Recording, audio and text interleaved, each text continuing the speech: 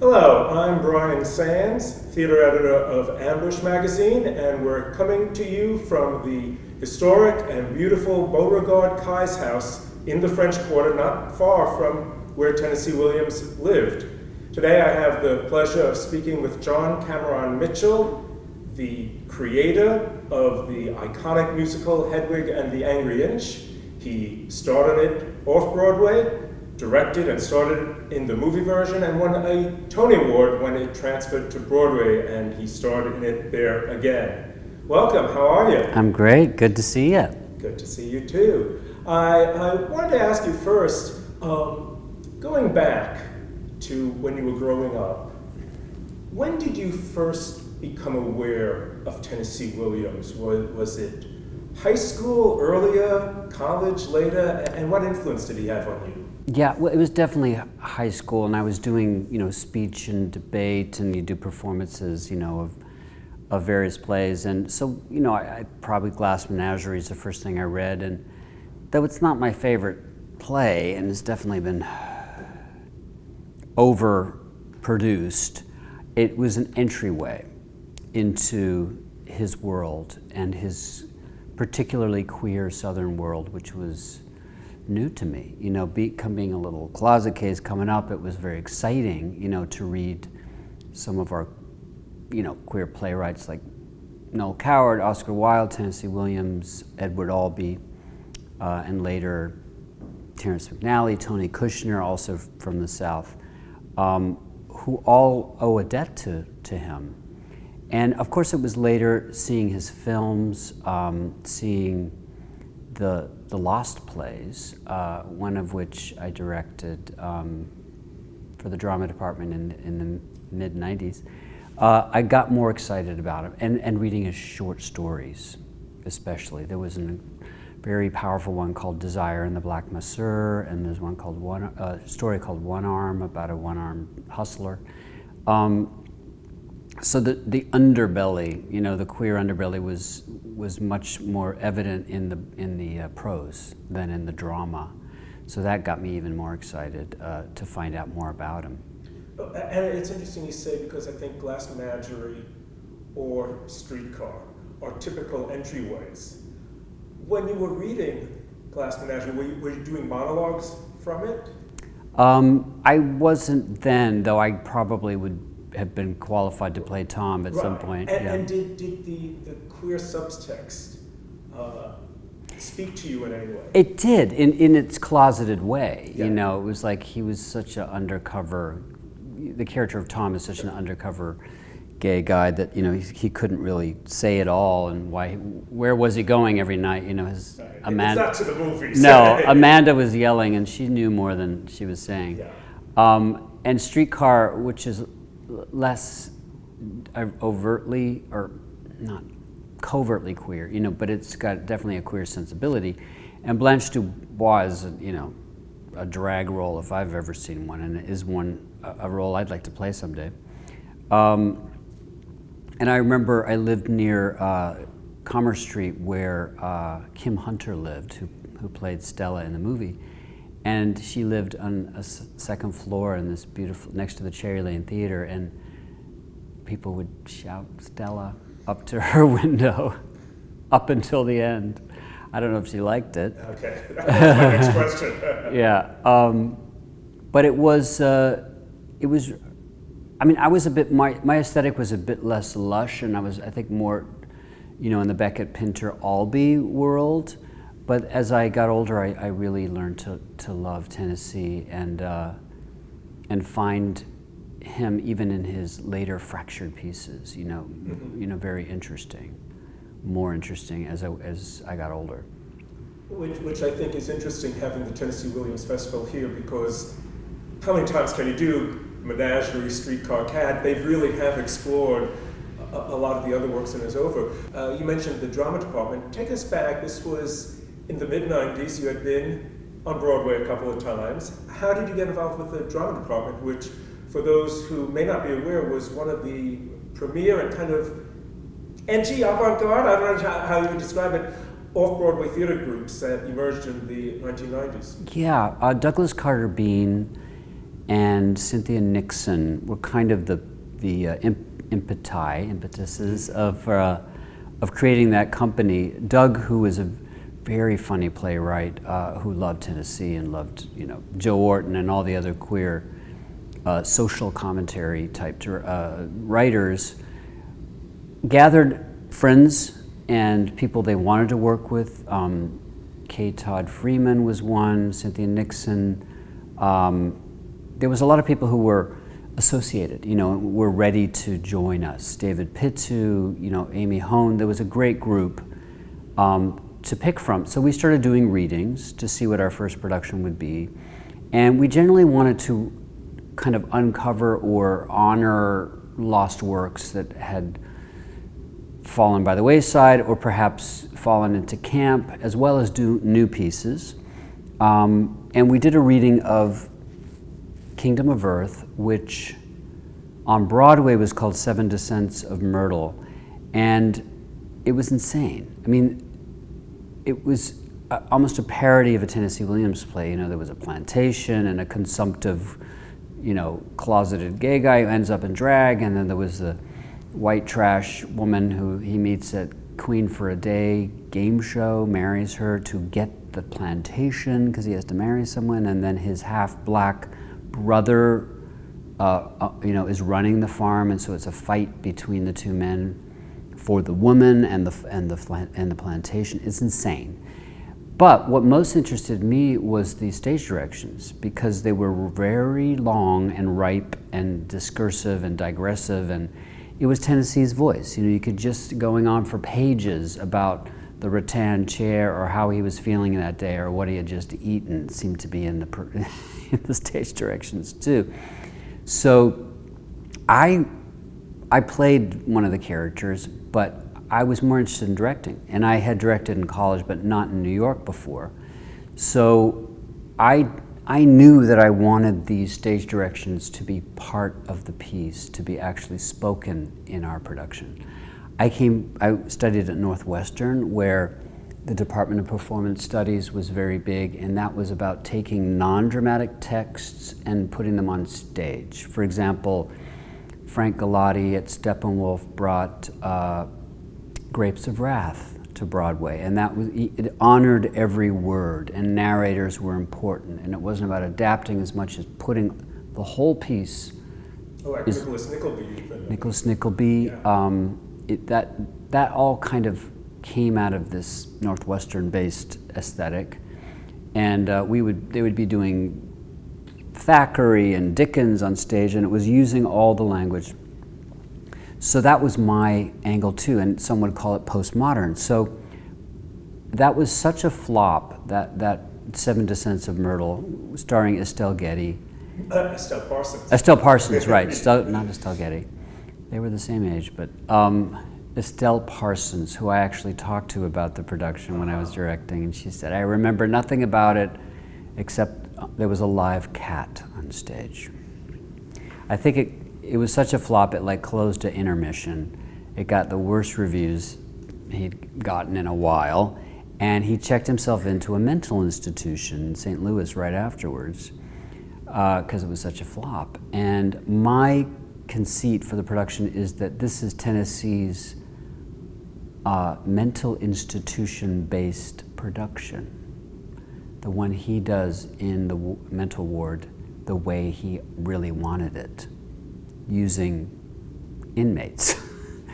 So he is on stage, on the side of the stage, doing sound effects on a record player, doing the lighting, doing the stage directions into a mic, and browbeating the characters, telling them to do things they don't really want to do, and sometimes coming up on stage. So in a way, it's a kind of, and I used some weird kabuki stuff, like I had two guys moving screens in that things were projected onto. And we did it at a very unused old space in the West Village that is now a professional theater called the Barrow Street Theater. Sure. And Cynthia Nixon played the female lead, Scott Lawrence played the half-black brother, and Peter Sarsgaard, in one of his first great roles, or when he was coming up, was the consumptive, closet case. Cast against type. Yes, and he was great. He wasn't as used to the stage as some of the others, so it took him a little while to get used to it. But when he kicked in, the Times happened to be there, and we got this rave. Well, I've got to stop because I dug it up, and I think it's interesting to see how something that once was not looked on too fondly can be given a new life. This was from Ben Brantley's New York Times review of June 1996. On most people's lists of Tennessee Williams plays least fit for revival, Kingdom of Earth ranks close to the top. Composed in a haze of amphetamines, sedatives, alcohol, and nasty paranoia, this three-character drama of sexual conflict in the Mississippi Delta, excuse my phone, reeks of the kind of flashy, grotesque self-parody John Barrymore achieved in his last years as an actor. When it opened on Broadway in 1968 under the title The Seven Descents of Myrtle, critics recoiled in ways that spelled an early death for the play's run, and Williams fell into suicidal depression. Sometimes, however, as Williams Blanche Dubois observed, there is God so quickly. A spirit of redemption has reclaimed Kingdom, if not for the ages, at least for an evening of funny, insightful, and unexpectedly touching entertainment. Oh, that's pretty good. We only ran for 2 weeks. We couldn't get it up again elsewhere. But it was a particularly sweet experience. And I want to take you back a little further because in a sense you've answered a lot of the questions I wanted to ask, but let's get a little deeper into it. Of all the scripts in the world that could have been done, how did you first light on Kingdom of Earth? There are many other plays that could have fallen into that category. Why that one in particular? Doug Bean is the one who brought it forth for us to do a reading of. So, acting in it was my first. You were not familiar with it? I didn't know much about it, and I was just like, "What is this? It's out of control. This is bursting out of a person who's in trouble, more than someone who's carefully crafting." But it had a fire and a heart to it, and an absurd comedy, which he always has. Is great, his lines are amazing. I was just reminded of one the other day from Suddenly Last Summer. That's the one, Mrs. Venable, right? Yeah. Well, in the movie, I remember Katharine Hepburn saying, "These are my Venus flytraps. They feed on flies flown in at great expense." That's a classic Tennessee line. And I just felt a connection, and again, I'm more of a minimalist, and he was a maximalist. Sure.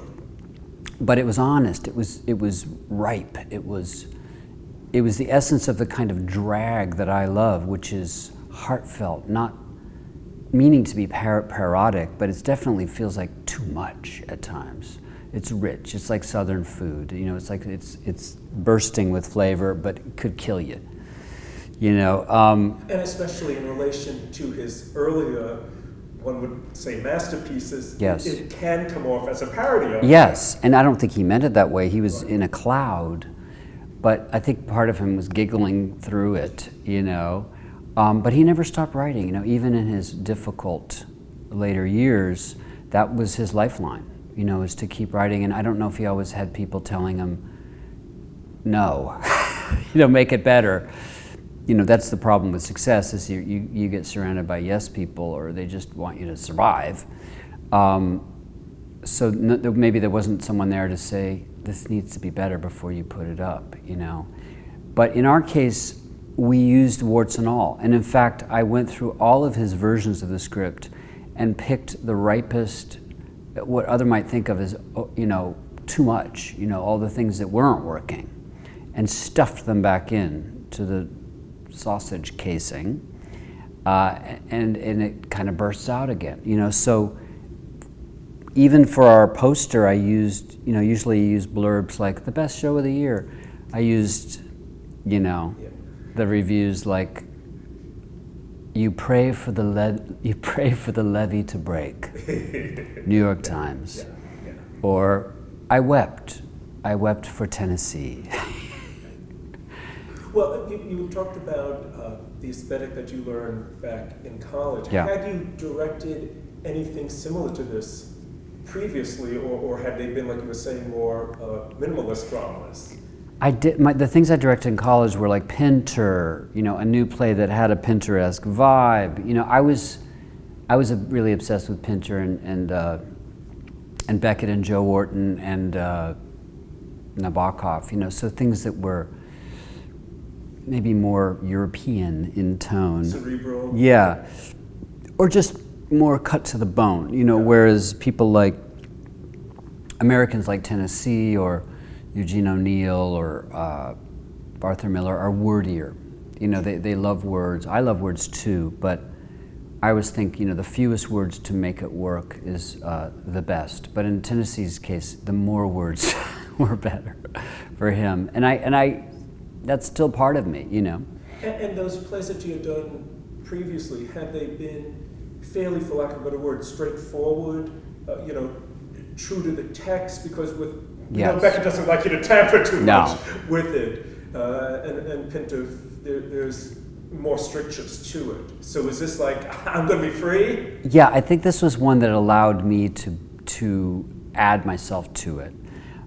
You're right, Beckett and Pinter and those, they are very picky. The estates are very picky about what you can do and what you can't do, even to the point of casting and costumes, and you're not allowed to do cross-gender casting and stuff like that.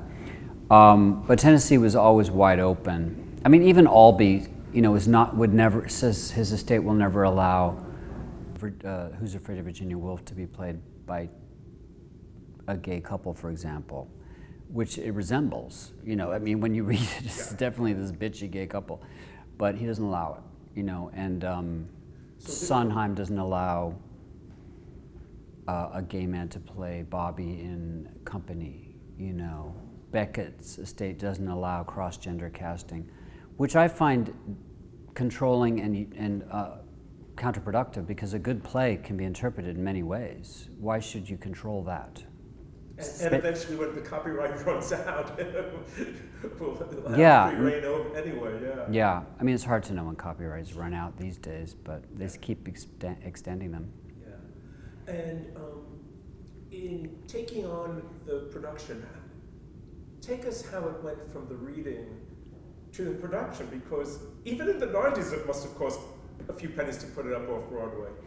Yeah, it wasn't a major production in terms of, the amount of money we spent, but like I said, I went through all his different versions of the play. There were like 3 or 4. The Broadway version, he revised it later and cut out some of the excess, which I put back in. So I kind of filled it back up again. It had been chiseled away at, and I put back the excess, the gravy, so to speak. And Cynthia was always in, Cynthia Nixon. She was actually 8 months pregnant, but was willing to be crawling around on the floor in an attempted rape. I said, "Are you sure you want to do this?" And she had a bit of a fat suit, even though she was pregnant, because she wasn't super, she wasn't getting a lot of weight. Sure. But the character is supposed to be hefty, and she wins Queen for a Day game show, and she's approached by this young, consumptive, feminine, Southern gentleman. Actually, I forget his name. Lot.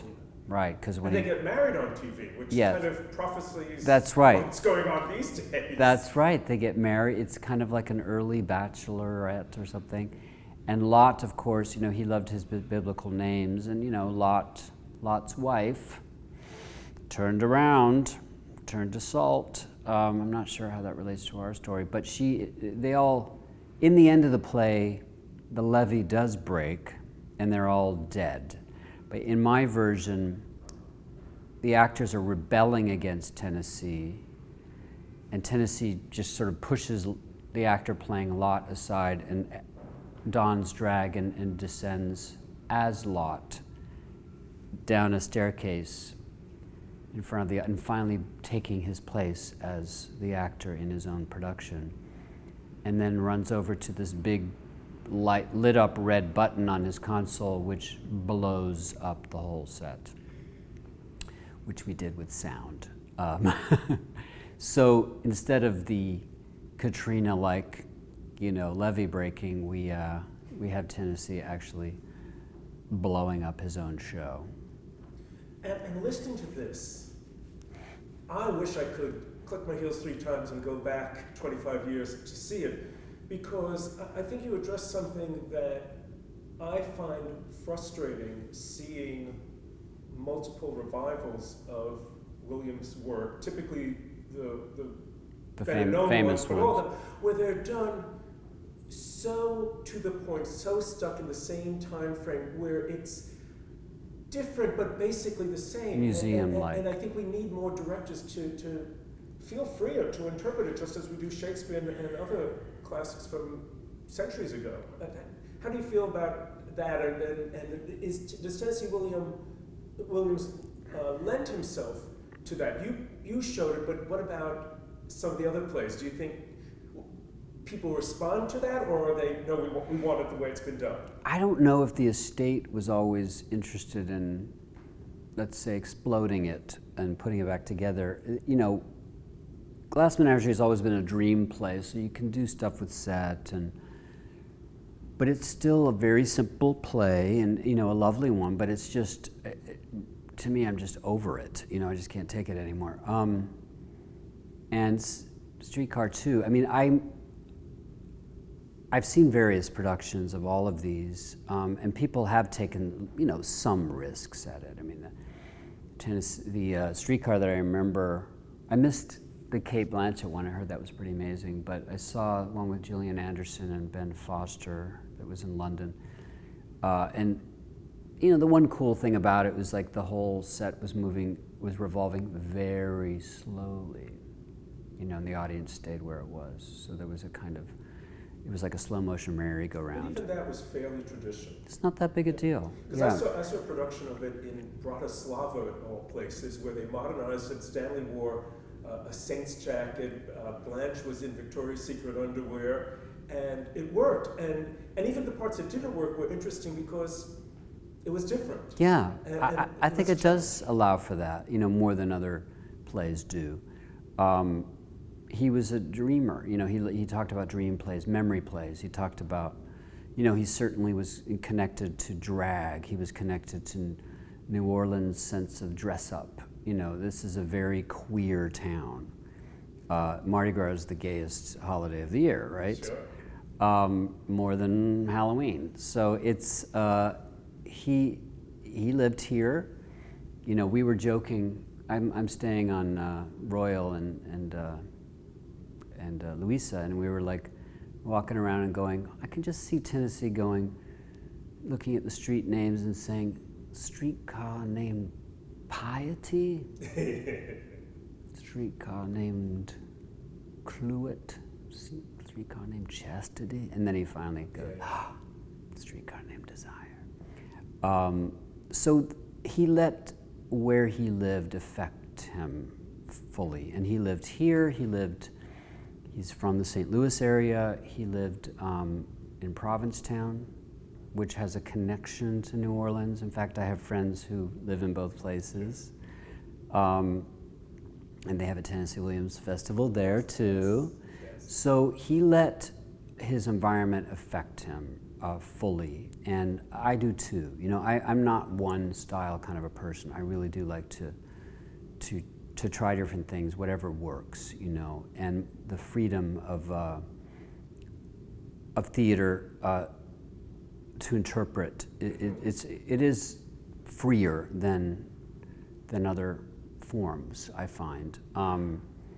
And I kept trying to revive that production I did, but I couldn't quite get someone to bite. Well, let's go back. I don't even know if we taped it for Lincoln Center. I think we did. Well, I'd love to see that video. You mentioned how Cynthia Nixon got involved. Yeah. How did Peter Sarsgaard get involved? I can't remember if he auditioned or he was just recommended. I think he did audition. The only thing he had done up to that point was a production of The Seagull.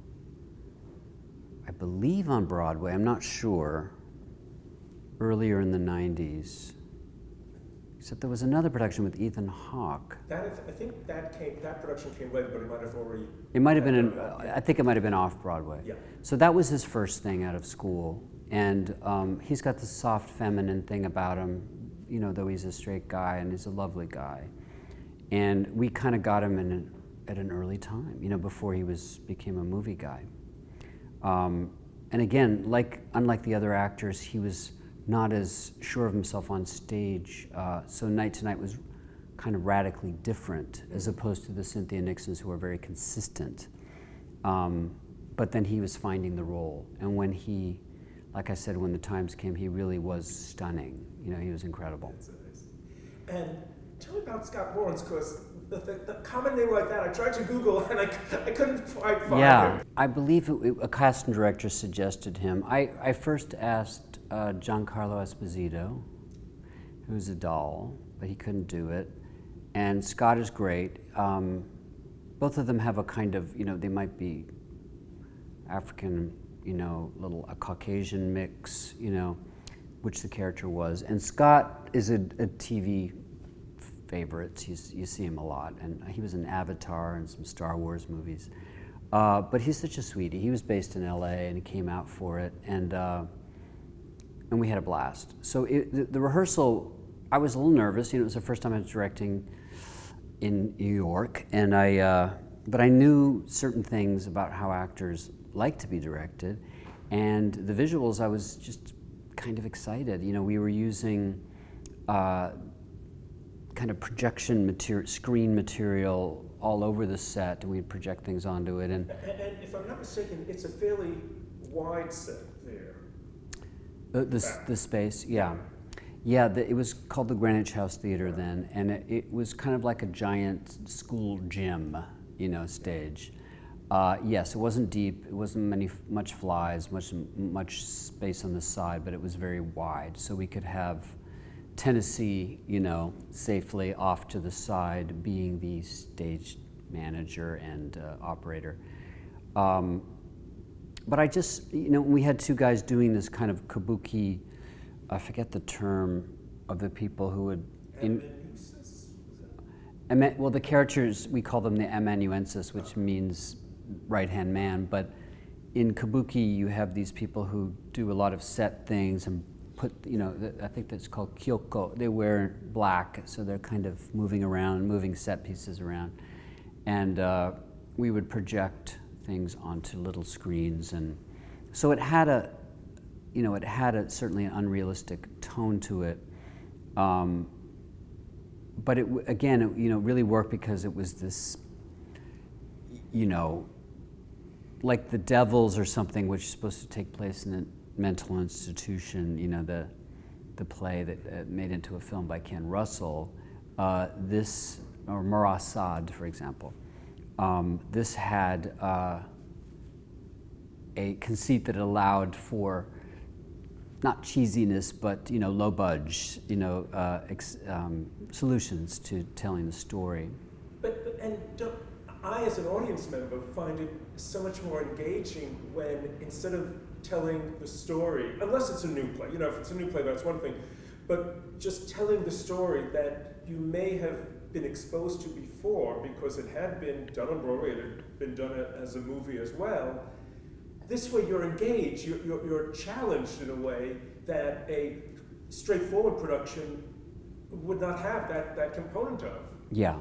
I mean, it was definitely postmodern in that you were aware it was a play, that it was, you know, that it was being presented to you as a play with stage directions, and you know, so that a lot of those exercises can be a little cold, you know, and a little unheartfelt and cerebral. I think of something like the Oklahoma that was recently at Circle in the Square, which is quite postmodern, but fascinating. I really liked it. I wasn't moved by it. I was more like just, exactly. I was like, wow, you know, this is crazy. So my challenge was having this postmodern thing that in some ways make you laugh at Tennessee, and then slowly bringing you in so that you're laughing and weeping with Tennessee. You know, and thinking, instead of the reviewer who says, I wept for the playwright, I want you to feel him and love his love for his characters, instead of just be horrified by this person falling apart, which is kind of what happened. And I think we succeeded. You know, I think we succeeded, but just in those, 2-week run. And how long was the rehearsal period? It was a good, 4 weeks. 4 weeks. Yeah. And tell me about, you referred to putting the character of Tennessee Williams in as a character. You had Tom Lacy portray him, who I knew because when my parents went and saw The Last of the Red Hot Lovers, Jimmy Coco was out that day, so we have the insert of Tom Lacy. Really? You're going to be seeing him instead of Jimmy Coco. I get the sense that he was a character actor, but I suspect he might have been a little old school. How did he take to this interpretation and portraying Tennessee Williams? He was a neighbor. He lived like a block away, and we became friendly. In fact, he shot the very first photographs of me as Hedwig. He was amateur photographer, and he shot us doing our makeup for my very first gig as Hedwig. And he was just in the hood. I haven't seen him in a while. I mean, he passed away last July, natural causes. Last July? Yeah. Well, you're telling me I'm just hearing it for the first time. Yeah. 86, so it sounded yeah, like he was life. declining, and he did have a good life, and we always had a great relationship. And so I knew him, from the hood before I cast him. I'd seen him and stuff. I saw him in I think he was like the gravekeeper in a Hamlet that I saw.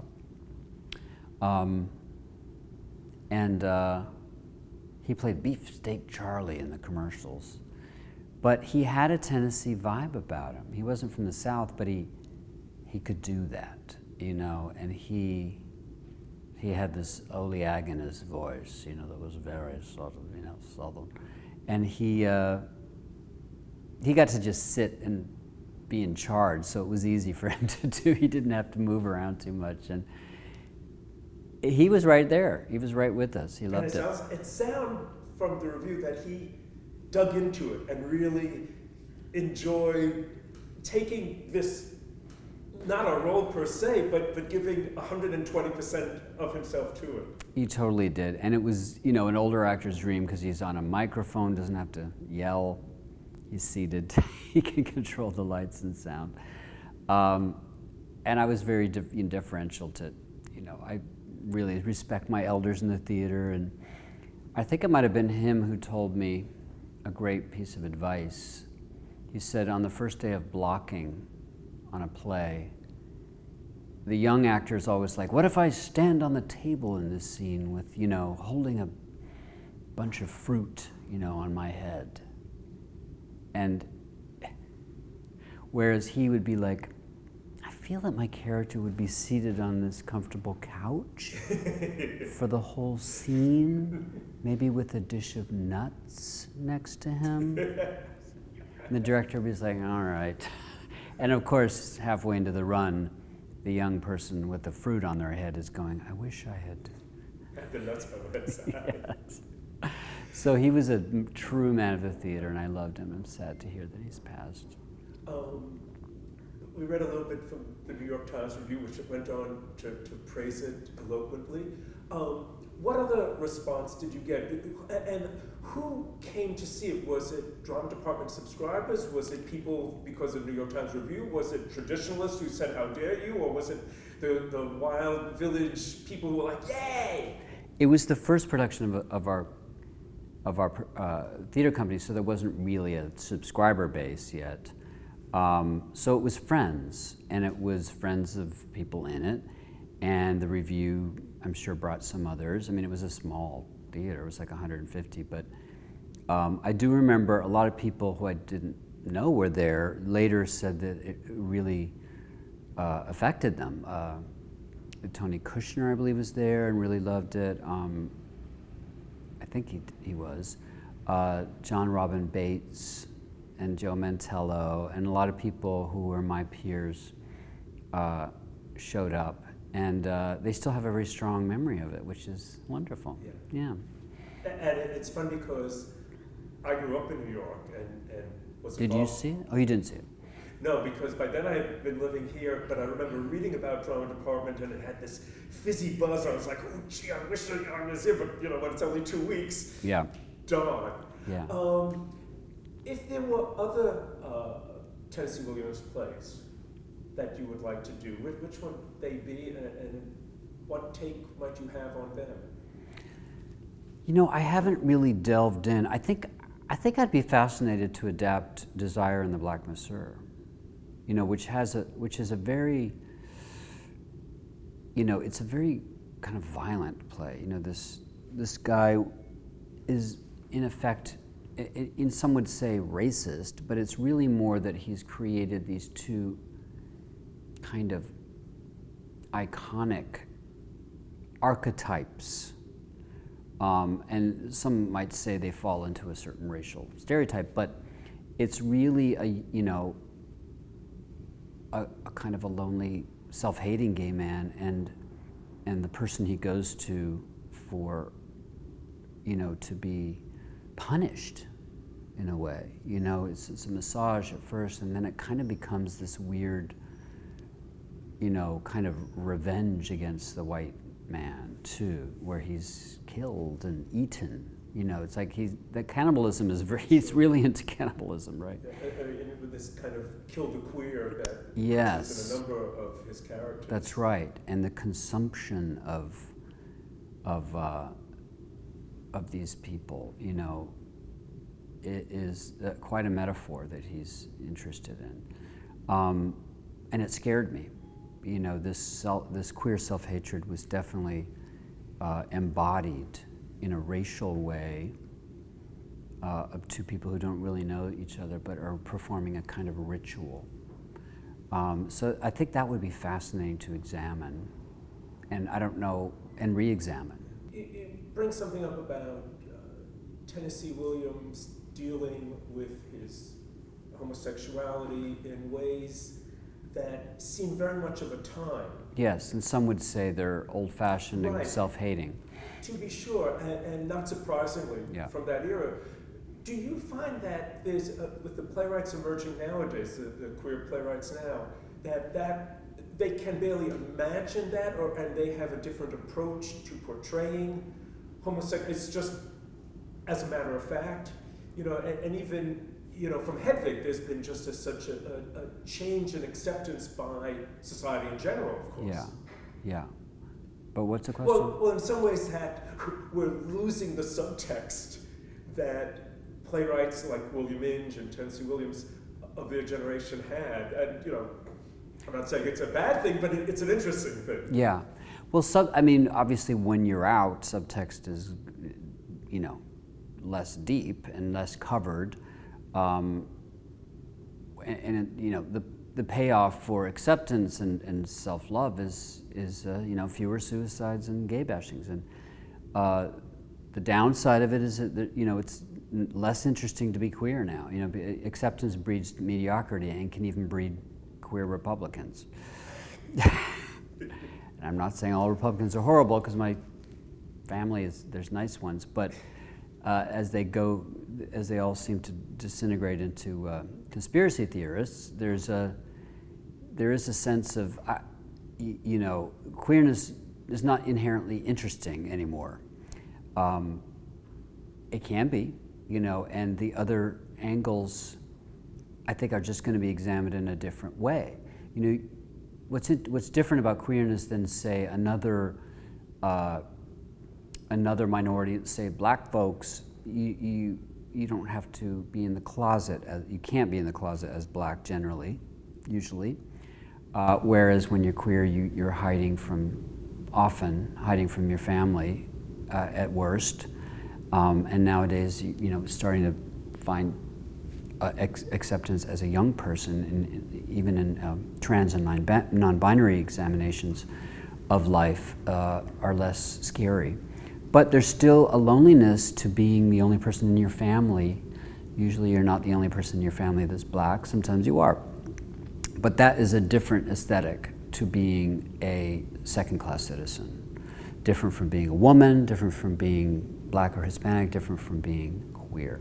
So each of those have their specialness, and each of them have their richness of tradition and a sense of, also they have their senses of humor. You know, a queer sense of humor, which is a very defensive thing for many years, which involves camp and involves jargon, you know, words that the mainstream don't know. You know, there's a British language called Polari where queers and circus performers and theater people would use a certain language so that the muggles wouldn't understand what they were saying. You know, the term naff, which, you know, means tacky or basic in Britain, comes from 150 years ago. NAFF was not available for fucking, which was a term that just meant that person is heterosexual. So he's totally naff, which meant basic now, tacky. So that's an example of Polari. Some of the words went into the mainstream. So queer has always had its own language, secret languages. And you bring up that there doesn't seem to, that secret language is kind of fading away because you mentioned earlier Oscar Wilde, Noel Coward, Joe Orden. And I wonder if you mention to some 20-something gays these days, if they recognize any of those names. Whereas I think back in the day, there'd be an awareness of at least Oscar Wilde, probably Noel Coward, and hopefully Joe Orden. Yeah, there was also a sense of finding out about your elders through the secret literature, you know, through like finding out things. Later, when there was more film, you would do that too. But you certainly wouldn't get it in school. You know, so you get a lot of young queer people now who are unaware of Larry Kramer or ACT UP, who actually saved their lives if they were young gay men. You know, they don't realize the history. Some countries like Scotland are actually instituting, you know, queer history into their regular curriculum, which is great, you know. But it is sad when you have no sense of history, because you repeat mistakes, or you also don't necessarily honor, you know, the people on whose shoulders you stand. You know, African American, Latino American often have, you know, are constantly aware of their elders and their Martin Luther Kings and their Cesar Chavez's, and queer people don't talk about their Oscar Wildes and Larry Kramers and Harvey Milks as much, unless there's a giant movie that year. And having spoken about history, could you tell us a little bit about what is upcoming with you? I know you had mentioned tour, Origins of Love, that's been suspended because of the pandemic, but can you tell us a little bit about that and what? Yeah, it's named after the song, The Origin of Love, and it's songs and stories about Hedwig. So I tell a lot of stories of how it was created, the philosophical underpinning from Plato and the Gnostic Gospels, but also stories of my boyfriend who was in the band that we created it with. Stephen Trask sometimes joins me, the composer. I perform with Amber Martin, who's actually here now, who's a wonderful, brilliant performer. And it was really to raise money for my mom's Alzheimer's care. She passed last year in September. But I will keep going. You know, we've been doing it around the world. And we Eric Berggren created this incredible kind of cubist outfit that Hedwig wears. It's 6 costumes in one. Nice. And it's something I could do as long as I live, and I have a blast doing it. It's more fun than doing the actual musical for me, because I get bored with that.